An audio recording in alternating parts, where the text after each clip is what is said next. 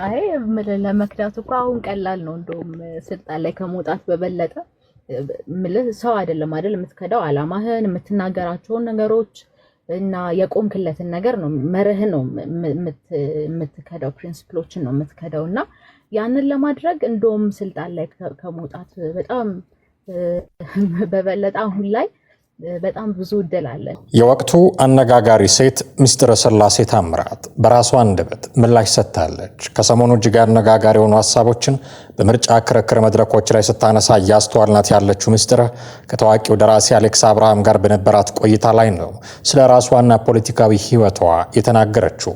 ለመሆኑ ይህች አነጋጋሪና ወጣት ፖለቲከኛ በዚህ እድሜዋ እንዴት ፖለቲካው ልትቀላቀል ቻለች?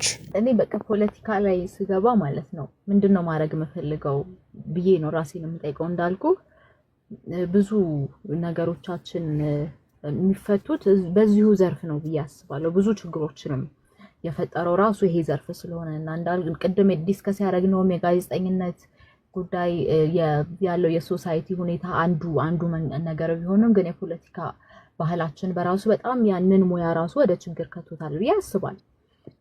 ሌሎች በጣም ብዙ ችግሮቻችንን ብታይ ፖለቲካ ወለድ ናቸው። የምንከተለው የፖለቲካ ካልቸር ነው ወይ ነው ወደዚህ ነገር ያመጣን አሁን ወደ ሆንበት ደረጃ ያመጣን ብዬ አስባለሁና እኔ ማድረግ የምፈልገው መኖር የምፈልገው ወደፊት ሞልዳቸው ልጆች እንዲኖሩት የምፈልገው ቤተሰቤ ወገኔ እንዲኖር የምፈልገው ህይወት አለ። ያንን እኔ ቁጭ ብዬ ሌላ ሰው ክሬት እንዲያደርግልኝ አልጠብቅም። ማለት ፌር አይደለም። ምክንያቱም እኔ የጠላሁትን ለምን ሌላ ሰው ገብቶ ያስተካክልልኛል ማለት ትክክል አይደለም እሱ ሐሳቤና እኔ ማየት መፈልጋትን ሀገር ማየት መፈልገውን ህዝብና የፖለቲካ ካልቸር ራሴ ገብቼ ማስተካከል አለብኝ። ማስተካከል ባልችል ለማስተካከል መሞከር አለብኝ የሚል እምነት አለኝ እኔ። ከዛ ግን ባለፈ ፖለቲካን በራከው ቁጥር በየትኛውም በተለመዱ መለኪያዎች ካንተ የማይሻሉ ሰዎች ሀገርህንም አንተንም ይመራሉና ያ ለኔ ፌር ነው ብዬ አላስብም። ምክንያቱም ቅድም እንዳልኩ እኔ ማየት መፈልገው ሀገር ህዝብ አስተሳሰብ አለ። ያንን ደግሞ ሌላ ሰው መጥቶ ነፃነቴን ሌላ ሰው መጥቶ ህልሜን እንዲሰጠኝ አልጠብቅም። ምክንያቱም ፌር ስላልሆነ ራስ ወዳድ መሆን ስለሆነ ማለት ነው። ያንን መሆን አልፈልግም። ስለዚህ ምንድነው ማድረግ ያለብኝ? በቃ አክቲቭ ሆኜ እዛ ውስጥ መወደውን የምፈልገውን ነገር ለማድረግ መሞከር ለሀገር ለህዝብ ይጠቅማል ብዬ በእኔ መንገድ የማስበውን ነገር በራሴ መንገድ ኮንትሪቢዩት ለማድረግ መሞከር ነውና በዛ መንገድ ነው ፖለቲካ ውስጥ የገባሁት። አክቲቭ ሆኜ እንዳልከው ቀላል አይደለም። አንዳንዴ ከጋዜጠኝነቱ በላይ አንዳንዴ ከጋዜጠኝነቱ በታች ግን በሚዋዥቅ መልክ የደህንነት በጣም የብዙ ነገር ስጋት አለ። የደህንነት ብቻ ሳይሆን እለት ተለት ህይወት ላይም በጣም ብዙ አፌክት የሚያደርገው ነገር አለና ከዛ አንፃር ቀላል ሆኖ ሳይሆን ግን ዝም ብሎ መቀመጡና ዝም ብሎ በመቀመጥ የሚከፈለውን ዋጋ መክፈሉ ለኔ እሱ ነው የሚከብደው። አሁን እየከፈልኩ ካለው ዋጋ ነው ወደፊት ከምከፍለው ዋጋ። ስለዚህ ሳመዛዝነው ሚዛኔ ላይ ሳስቀምጠው እኔ ዝም ብዬ የማልፈልገውን ህይወት ከመኖር የምፈልገውን ህይወት ለመኖር እንዳልኩ ለምወልዳቸው ልጆች ለወገኔ ለህዝብ ለሀገር ደግሞ እኔ በገባይ ልክ ዋጋ መክፈል በገባይ ልክ ኮንትሪቢዩት ማድረግ ለኔ ያ ነው የሚቀለውና በዛ ነው ሳመዛዝነው ሚዛኑ ዝም ማለቱ የበለጠ ዋጋ ያስከፍላል። እኔ ደግሞ እሱን ዋጋ መክፈል አልፈልግም። በዝምታ የሚከፈል ዋጋ በፍጹም ልከፍለው የማልፈልገው ዋጋ ነውና በዛ ምክንያት ነው እንግዲህ የገባሁት። እኔ መኖር የምፈልገውን ህይወት እኔ ቁጭ ብዬ ሌላ ሰው እንዲያደርግልኝ ስለማልፈልግ ነው ፖለቲካ ውስጥ የገባሁት የምትለው ምስጢረ ስልጣን ስትይዢ ህዝብን ትከጂያለሽ ወይ የሚል ስጋት የወጠረው ጥያቄም ቀርቦላት ነበረ። የእርሷ መልስ ህዝብን ከዳሁ ማለት ራሴን ከዳሁ ማለት ነው የሚል ነበረ። አይ ለመክዳቱ እኮ አሁን ቀላል ነው። እንደውም ስልጣን ላይ ከመውጣት በበለጠ ሰው አይደለም አይደል የምትከዳው አላማህን የምትናገራቸውን ነገሮች እና የቆምክለትን ነገር ነው መርህን ነው የምትከዳው ፕሪንሲፕሎችን ነው የምትከዳውና ያንን ለማድረግ እንደውም ስልጣን ላይ ከመውጣት በጣም በበለጠ አሁን ላይ በጣም ብዙ እድል አለ። እንዳልኩ እኔ ወደ ጋዜጠኝነትም ወደ ፖለቲካም ስገባ ራሴ ኮንትሪቢዩት ማድረግ የምፈልገውና እንዳይጣሱብኝ የምፈልጋቸው መርሆች ስላሉ ነው ወደዚህ የገባሁትና አሁን አይ አልክዳችሁም አይ እንደዚህ አይደለም አልልም። ግን ማልከዳው የራሴን መርሆች ነው። እኔ ከማምንበት ነገር ውጪ ተናግሬ አላውቅም።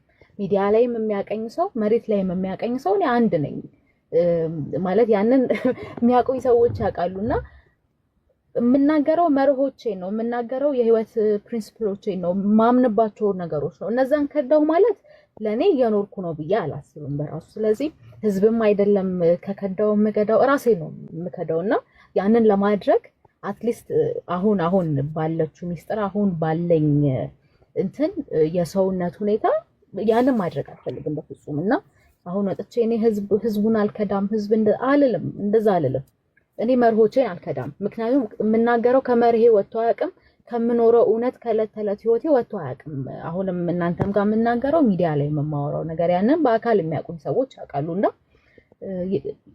ከከዳሁኝ ከዛ ካፈነገጥኩ ከዛ መስመር ከሳትኩኝ ከራሴ ነው መስመር እየሳትኩ ያለሁት ማለት ነው እና እዛ ሰዓት ላይ እኔ ጤነኛ አይደለሁም ማለት ነው ጤነኛ ያልሆነ ሰው ደግሞ እናንተ ስልጣን መስጠትም የለባችሁም ፎር ዛት ማተርና ያንን ነው እኔ ማለት የምፈልገው ምስጢረ ስላሴ ታምራት ወደ ፖለቲካ ለመግባት ስትወስን ብዙ ምርጫዎች ነበሯት በየቀኑ እየተፈለፈሉ የሚያድሩ የሚመስሉ አያሌ ፓርቲዎች ባሉበት ሀገር ውስጥ እየኖረች በየብሔሩ ስም የሚመሰረቱ በየቋንቋውና ባህሉ በኩል የሚታገሉ ሁልቆ መሳፍርት ፓርቲዎች ተመዝግበው በሚሮጡበት የፖለቲካ ሜዳ ላይ ምስጢረ ምን ሲሆን ነው ኢህአፓ አይኗ ውስጥ የገባው ያ ትውልድ እየተባለ የሚታወቀው የኢህአፓና ደርግ ዘመን ያቆየልን ጠባሳ በመጥፎ ታሪክነቱ ተመዝግቦ ባለበት ሀገር ውስጥ የእርሷ አያቶችና አባቶች የሚሆኑ ሰዎች ያጠፉት ጥፋትና የተቀቡት ጥላሸት ስሙን ባነወረው ፓርቲ ጥላ ስር ለመሰብሰብ ምስጢረ ለምን ወሰነች ይሆን?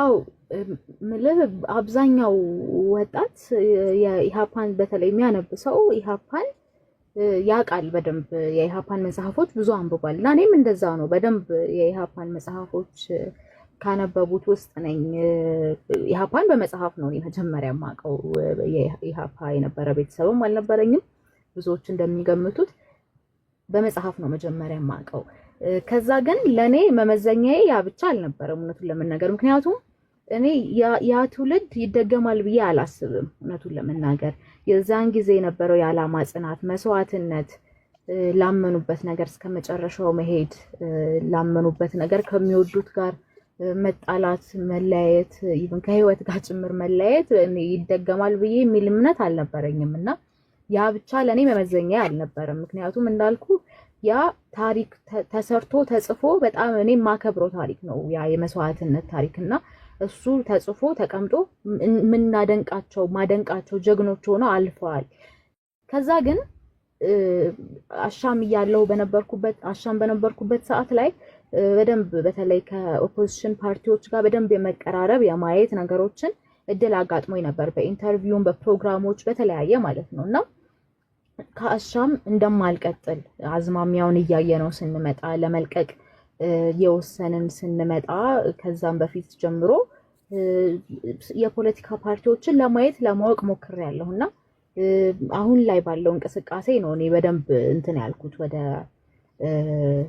ኢሃፓ የተሳኩት እንዳልኩ ታሪኩ እንዳለ ሆኖ ያ እኔ ማከብረው መስዋዕትነት ማከብረው ጀግንነት እንዳለ ሆኖ ያ ብቻ ግን ወደ ኢሃፓ አልገፋኝም አሁን ላይ ያለው አቋም አሁን ላይ ያለው እንቅስቃሴ ከእኔ ጋር የሚሄድና ለሀገርና ለህዝብ ደግሞ ይጠቅማል ብዬ መቀበለው ሆኖ ስላገኘሁት ነው ወደዚህ የመጣሁት እንጂ ያ መስዋዕትነት ብቻ ነው ልልህ አልደፍርም ምክንያቱም እንዳልኩ ታሪክ ጽፈው ታሪክ ሰርተው ምናከብረው መስዋዕትነት እንትን ብለው አልፈዋል እነሱና ያ ባለፈ አቋም ደግሞ ምንም አይለካም አይደለ ባለፈ ነገር አሁን ያለው ምንድነው የሚለው በደንብ ማተር ያደርጋል ብዬ አስባለሁ እና እኔ በዛ መንገድ ነው የገባሁት በሁለቱም ነው ላለፉት 7 ዓመታት ገደማ የአዲስ አበባ ፖሊስ ኮሚሽነር ሆነው ሲያገለግሉ የቆዩት ጌቱ አርጋውና 2 ምክትል ኮሚሽነሮች ከኃላፊነት ተነሱ። ጠቅላይ ሚኒስትር አብይ አህመድ በተነሱት አመራሮች ምትክ የቀድሞው የመከላከያ የምድር ኃይል ዋና አዛዥ ሌተናንት ጄኔራል አስራት ዴኔሮንና 2 ምክትል ኮሚሽነሮችን ሾመዋል። የጠቅላይ ሚኒስትር ጽሕፈት ቤት ዛሬ ረቡዕ መጋቢት 2 ቀን 2018 ዓ.ም ባወጣው መረጃ ሌተናንት ጄኔራል አስራት ዴኔሮን የአዲስ አበባ ፖሊስ ኮሚሽን አድርገው ጠቅላይ ሚኒስትር አብይ መሾማቸውን ገልጸዋል። የአዲስ አበባ ፖሊስ ኮሚሽነር ሆነው የተሾሙት ሌተናንት ጄኔራል አስራት በኢትዮጵያ መከላከያ ሰራዊት ውስጥ ረጅም ጊዜ የቆዩ ወታደራዊ አዛዥ ናቸው። ሌተናንት ጄኔራል አስራት ከዚህ ቀደም የመከላከያ ሰራዊት የምድር ኃይል ዋና አዛዥ ሆነው አገልግለዋል። ከጠቅላይ ሚኒስትር አብይ ወደ ስልጣን መምጣት በኋላ በቤንሻንጉል ጉሙዝ ክልል የተከሰተውን የጸጥታ ችግር ለመቆጣጠር የተቋቋመውን የመተከል ዞን ኮማንድ ፖስት በመምራትም ይታወቃሉ። የብርጋዴር ጄኔራልነት ማዕረግ የነበራቸው አስራት ወደ ሌተናንት ጄኔራልነት ያደጉት ከ6 ዓመት በፊት በጥር 2012 ዓ.ም ነው። ሌተናንት ጄኔራል አስራት የመከላከያ ሰራዊት መረጃ ዋና መምሪያ ኃላፊ በመሆንም አገልግለዋል። በየካቲት 2014 ዓ.ም ደግሞ የምስራቅ አፍሪካ የልማት በይነ መንግስታት ባለስልጣን ወይንም ኢጋድ የደቡብ ሱዳን ተወካይ ሆነውም ተሾመዋል። በዚህ ሹመት ኢጋድ በደቡብ ሱዳን ያሰማራው የተኩስ አቁምና የሽግግር ደህንነት ሂደት ቁጥጥር ሜካኒዝምን በሰብሳቢነት መርተዋል። በተጨማሪም ሌተናንት ጄኔራል አስራት የመከላከያ ሚኒስቴር የኮንስትራክሽን ዘርፍ ኃላፊም ሆነው አገልግለዋል። ሌተናንት ጄኔራል አስራት ቀደም ሲል በኢፌዴሪ መከላከያ ሰራዊት በተለያዩ ከፍተኛ ኃላፊነት ቦታዎች ላይ አገልግለዋል። ከእነዚህም መካከል የብሔራዊ ምድር ኃይል አስተባባሪና የመከላከያ ሰራዊት የማህበረሰብ አቀፍ ፖሊስ መምሪያ ኃላፊ በመሆንም ሰርተዋል። እንደ አውሮፓውያኑ አቆጣጠር በየካቲት 2022 በደቡብ ሱዳን የተኩስ አቁምና የሽግግር የደህንነት ዝግጅት ክትትል ዘዴ ሰብሳቢ ሆነው ተሹመውም ነበር።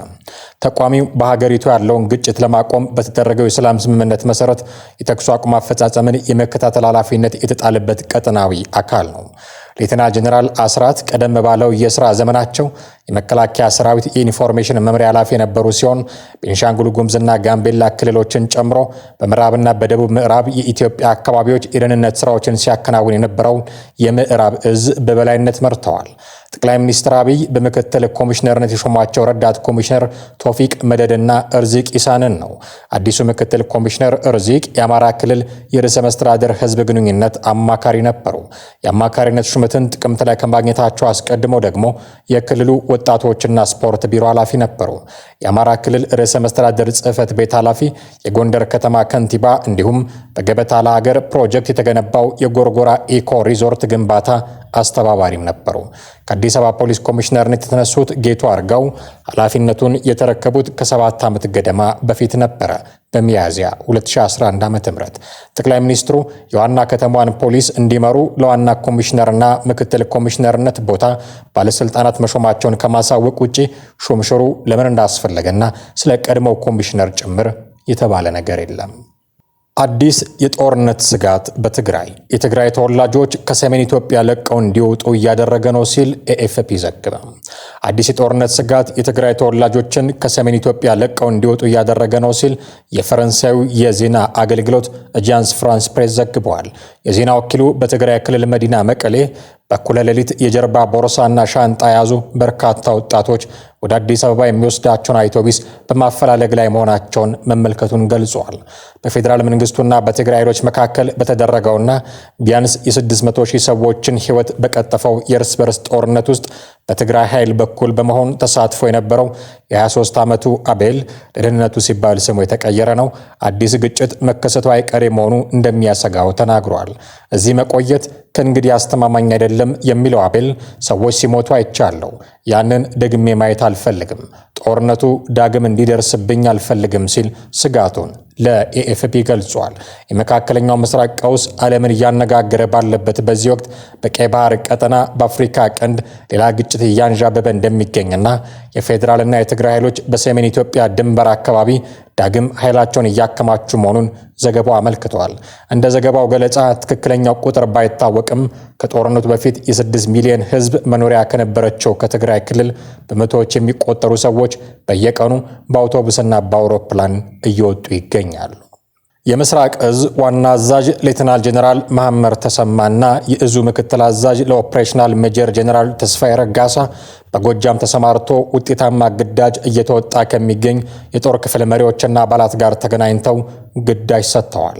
የምስራቅ እዝ አዛዥ ሌተናል ጄኔራል መሐመድ ተሰማ የኢትዮጵያ ሰራዊት በማንኛውም የጸጥታ ችግር ባለበት የኢትዮጵያ ክልል ተሰማርቶ ህዝብን አደጋ ላይ የሚጥል የጸጥታ ችግሮችና ችግር ፈጣሪዎች ላይ እርምጃ በመውሰድ ህግ ማስከበር ዋነኛ ተልዕኮ ነው ብለዋል። እናንተም የሀገርን ሰላም ለማስጠበቅ ያደረጋችሁ ተጋድሎ ክብር የሚሰጠው ነው ብሏቸዋል። እኛ የምንዋጋው ከኢትዮጵያ ጠላቶች ጋር ነው። እኛ ለህዝባችንና ለሀገር የምንከፍለው መስዋዕትነት ክብር ነው። የእኛ ድካምና መንከራተት ለህዝብና ለሀገር ነው ብለዋል። እነርሱ ግን ለመዝረፍና ሀገርን አሳልፎ ለመስጠት ነው ያሉት አዛዡ የምንዋጋበት ዓላማ ፍትሐዊ ስለሆነ ሁልጊዜም አሸናፊዎች ነን፣ ድልንም እየተቀዳጀን መጥተናል ብለዋል። የፋኖ ቡድን በአሁኑ ሰዓት ቀበሌ ይዞ መቆየት የማይችልበት ደረጃ ላይ የደረሰው በሰራዊቱ ብርቱ ትግልና ድል መሆኑንም ተናግረዋል። ይህ ውጤት በመመዝገቡ የጎጃም ህዝብ ለሰራዊቱ ያለውን ፍቅር እየገለጸ መሆኑንም ተናግረዋል። ህዝባችን በዓላት ሲመጡ ያለውን ከኛ ጋር ተካፍሎ ይበላል ያሉት አዛዡ ህዝቡ ለኛ መረጃ በመስጠት እነሱን መረጃ በመከልከል ሂዱ አንፈልጋችሁም ማለት ጀምሯል ነው ያሉት። ህዝቡ ለሚሰራው ህግን የማስከበርና የሀገር ሉዓላዊነትን የማስጠበቅ ግዳጅ ሁነኛ የጀርባ አጥንት መሆኑንም ገልጸዋል። በዚህ ምክንያት የፋኖ ቡድን በደንብ እንዲመታ፣ አደረጃጀቱ እንዲፈርስና እንዲሟሽሽ ሆኗል ነው ያሉት አዛዡ። በትንንሽ ቡድኖች ሆኖ ሰራዊቱ በማይደርስበት አካባቢ ራሱን እየደበቀ የዘርፊያ ስራን የሙጥኝ ማለቱንም ገልጸዋል። የፋኖ ቡድን ከኢትዮጵያ ሁነኛ ጠላቶች የሚወረወርለት ፍርፋሪ እንዳይደርቅበት የእነርሱን አጀንዳ ለማስፈጸም ላይታች ቢልም የኢትዮጵያ ጠላቶችን ፍላጎት በተዘዋዋሪ ለማሳካት ቢታገልም ህዝቡ ከጎናችን በመሆኑ ህልሙን በማጨለምና በማምከን አንጻራዊ ሰላም ማረጋገጥ ችለናል ብለዋል። የተሰጣችሁን ህገ መንግስታዊ ተልዕኮ በማንኛውም ቀጠናና በየትኛውም የአየር ጸባይ ተሰማርታችሁ ቡድኑን የገባበት ገብታችሁ በመደምሰሳችሁ ልትኮሩ ይገባል ብለዋል። ይህ ጠላትን አድኖ አሳዶና ከቦ የመደምሰስ ግዳጅ ወደፊትም ተጠናክሮ እንዲቀጥል ተናግረዋል። ነዳጅን ከተቀመጠለት የዋጋ ተመን በላይ የሚሸጡ አካላት በቁጥጥር ስር እየዋሉ ነው አሉ አቶ አህመድ ሽዴ። የገንዘብ ሚኒስትሩ አቶ አህመድ ሽዴ የነዳጅ ግብይትን አስመልክቶ በሰጡት መግለጫ መንግስት ለነዳጅ አቅርቦት ከፍተኛ ድጎማ እያደረገ ይገኛል ብለዋል። ይሁን እንጂ መንግስት በውጭ ምንዛሪ ከፍተኛ ድጎማ የሚያደርግበት ነዳጅ ከተቀመጠለት የዋጋ ተመን በላይ በገበያ ላይ የዋለ በመሆኑ በጥናት ተደርሶበታል ብለዋል።